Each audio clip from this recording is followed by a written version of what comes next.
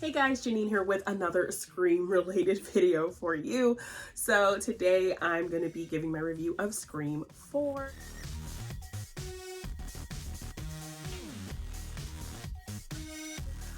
I tried to talk about these movies concisely in my rankings video, but I had so much I wanted to say, so I thought it would just be fun to do its own video for each movie. So I'm doing my own little review for Scream 4. You can check out my reviews for 1 through 3 now up on the channel.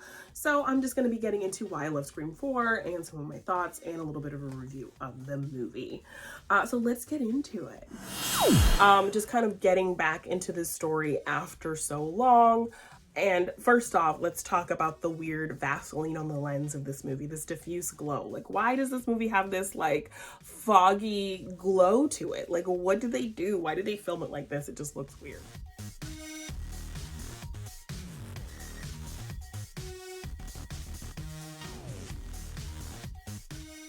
But the characters felt like this is definitely where they would be after all this time. So it felt very natural to the progression of these characters, which I love. With Sydney, I definitely see her writing a book about her trauma because she thinks it will help people.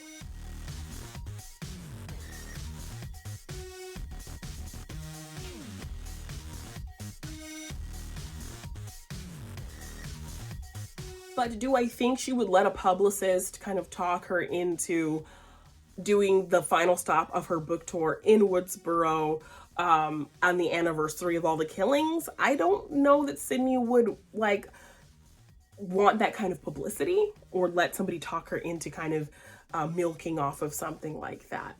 So unless, Alison Brie spun it in some different way, I don't see Sydney really doing that. So that just kind of felt a little character off to me. But of course I get that they needed a reason for Sydney to be in Woodsboro at the time of all these things happening.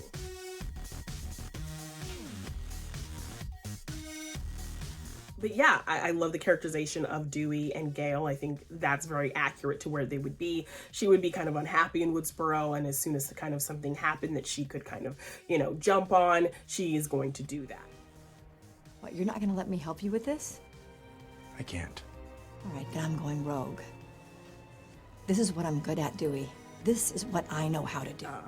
And kind of get the scoop in the story, just like in the old days, as Joel would say. I was thinking maybe we could get the scoop like in the old days. He would be the police chief, after all these years in Woodsboro and working his way up and starting as a deputy. It was kind of a great evolution for the character, for sure. Excuse me? This will only take a minute.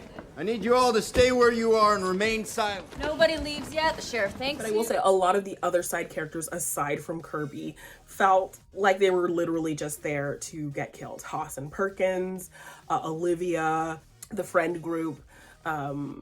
There were a lot of them that just felt very disposable.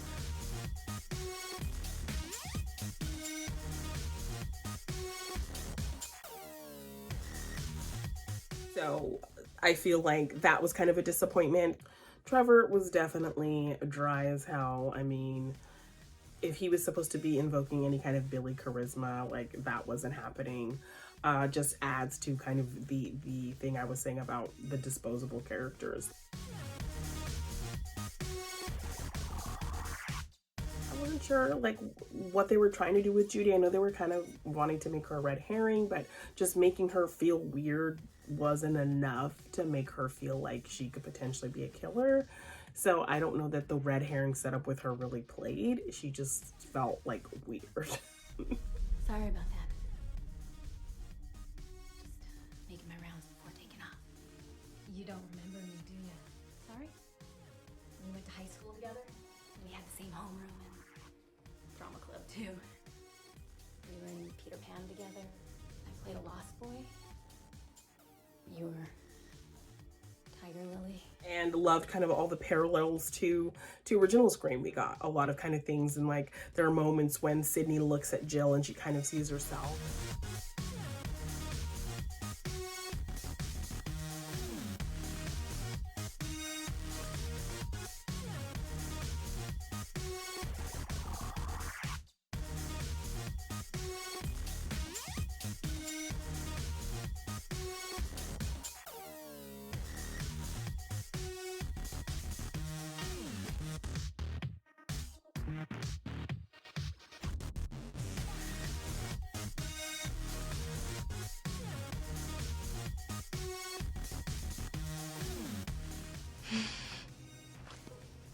Nothing, you just, you remind me of,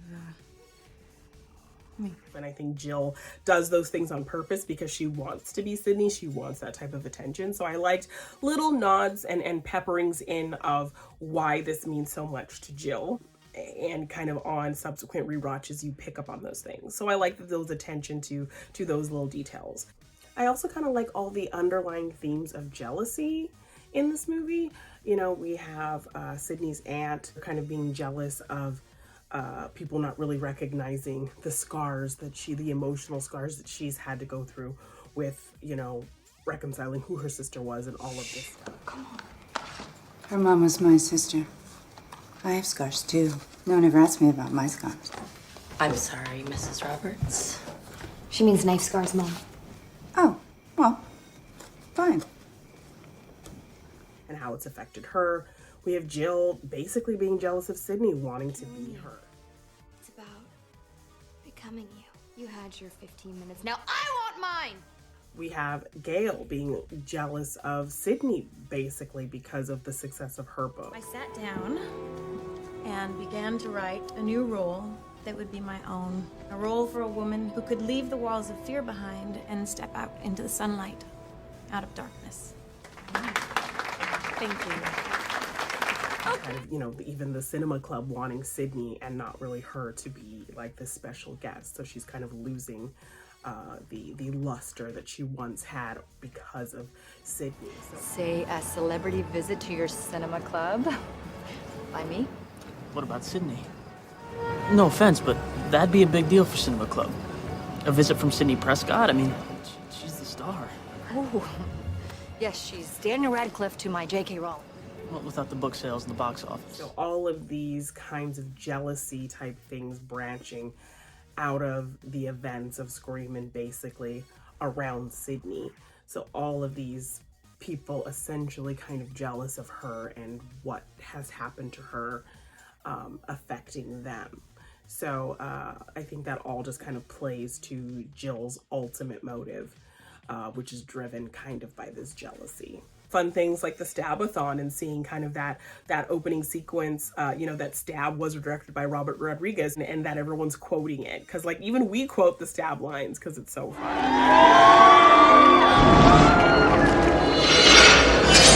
Think somebody now? You want me to know you? Look out, Joe. Like Tatum in the background, like Tatum dummies in the background going through the garage door and people dressed up like Gail and Dewey. A town where this has happened and it's so many years ago that you're kind of so far removed of it. These people would be costumes and this would be like, you know, wow, this crazy thing that happened in my town. The fact that these kids can be so far removed from those early events, I think I liked seeing that depicted because I feel like that's what it would really be like. Don't we hear enough about this story every year? At least Woodsboro's known for something. I thought the kills were really good. I like that we kind of got back into some gore at Olivia's kill. We actually kind of see organs and things like that. So I was like, definitely, this is intense. So we're not getting, you know, our Drew Barrymore, but we're getting kind of some named actresses layered upon layered. Because then the two that actually do get killed in real life in that opening are not super kind of big names. So we had that in the kind of fun layers of them watching these movies, which I thought was really funny. And definitely kind of upping the ante of meta-ness now that that's kind of a term that is out there.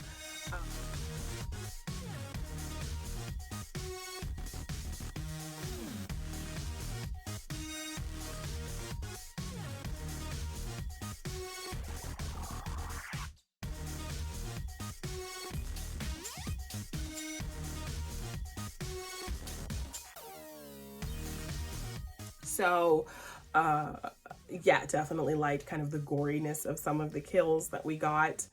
Charlie, definitely on the bottom layers of my killers list, but Jill was not a bad killer. I think she did feel a bit like over the top when kind of her reveal first happened, but once she kind of just throws herself into it literally, I think I start having fun with her.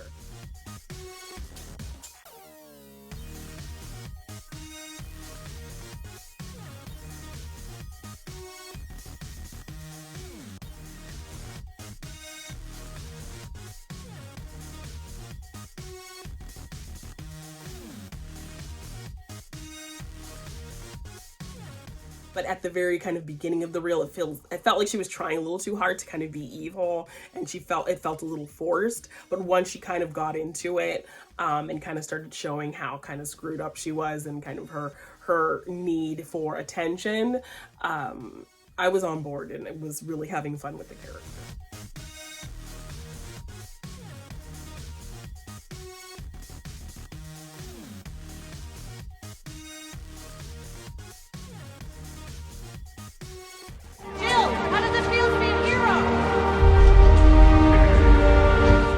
Took it there, but the startings of her kind of revealing herself just felt very kind of a little too much. I think Charlie definitely brings it down in terms of killers, but Jill kind of has to really make up for him not being the greatest. 4 years of classes together, and you notice me now? Stupid bitch! It's too late. You're amazing. You're the perfect victim. Shoulder me! Shoulder me! Shoulder me! Get it up! Not the way we rehearsed. Which I think she does in a lot of ways. I mean, I don't know how I feel about the kind of hospital finale. I mean, between this and Scream 5, Woodsboro Hospital is probably like the shittiest hospital in movie history, because the amount of stuff happening in this final fight with Jill and nobody shows up. And I get in Scream 5, Tara was on a private floor, but still, like, nobody, no doctors, no nurses kind of just milling around. Like, it was just kind of weird that there was absolutely no one on this floor when this whole kind of big fight with Jill and, you know, using defibrillators and all this stuff was happening. How are those stitches? So that felt kind of crazy. And, like, Sydney is recovering from some serious stabs, yet she can still fight. So, I mean, I love that our girl is a super fighter and like she's almost superhuman like our Ghostface.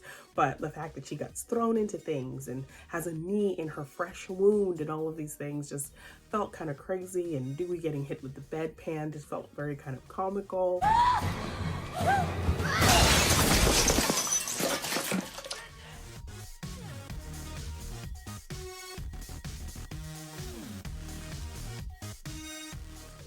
Judy Hicks kind of coming in with her bulletproof vest, and so that whole kind of final fight, while, you know, I think all these movies end with a really kind of cool fight between Sydney and the Ghostface and all of that, and I kind of liked the reveal of the kind of discovery of Jill and all of that. Why she was stabbed in the shoulder? How did she know I was too? And the fight itself was very kind of action-packed and great, but just the logistics of it and the fact that literally there's no doctors, there's no nurses, there's nobody kind of hearing, no other patients really hearing all this craziness kind of go on. Yeah. But I do like kind of how it fades into that ending of people not knowing Jill's dead and them talking about her. Like, we just kind of get this voice over all the media talking about how wonderful she is and how she's such a great survivor. Meanwhile, she's the killer and she's dead. So I kind of liked how it ended like that. So I thought that was kind of a cool way to end the movie. Overall, Scream 4 was a great return to these characters in this franchise when we didn't think we were going to get any more Scream. So I was happy to have Wes back, to have Kevin back, to have all our characters back. And they really felt like real to where they would be and who they would be in this time after Scream 3. So really, really enjoyed that. And overall enjoyed Scream 4. Thank you so much for checking out this video, my review of Scream 4. Please let me know in the comments below what you think of Scream 4, what you love about it. And please also like, share, subscribe, do all of the things. Hit the notification bell so you'll be the first to know when I post another fun Scream video or any new content that we have coming up on the It's a Wonderful Podcast YouTube channel. I would appreciate it so much. So again, thank you for coming and hanging out with me talking Scream, and I will see you in the next one.